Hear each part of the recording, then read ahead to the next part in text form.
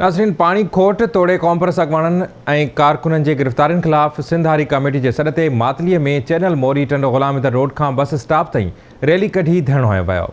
अब्दुर्रज़ाक पंवर जी report. Matali में सिंध में पानी की खोट ऐं कॉम्प्रेस कारकुननि की गिरफ़्तारी खिलाफ़ सिंध हारी कमेटी के सॾ ते चेयरमैन समर जतोई ऐं अहमद नवाज़ इनकलाबी की अॻवानी में चैनल मोरी टंडो ग़ुलाम रोड खां रैली कढी बस स्टॉप चौक ते धरणो हयो वियो। उन मौके ते अॻवाननि आवाज़ टीवी न्यूज़ सां ॻाल्हाईंदे चयो त असांजो पुरअमन एहतजाज आहे।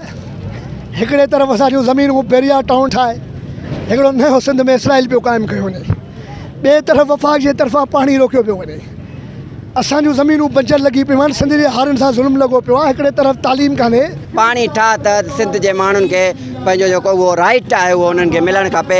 असां बहरिया टाउन धारी आबादगारी के रद्द करे चुका आहियूं। सिंध जे पुरअमन कारकुननि जूं जेके गिरफ़्तारियूं थियूं आहिनि उन्हनि खे रद्द करियूं था। अॻवाननि सिंध में पानी की खोट ख़त्म करे कॉम्प्रेस कारकुननि ऐं अॻवाननि खे आज़ाद करण जी घुर कई आहे। कैमरामैन एजाज निज़ामानी सां गॾु अब्दुर्रज़ाक पंवर, आवाज़ टीवी न्यूज़, मातली।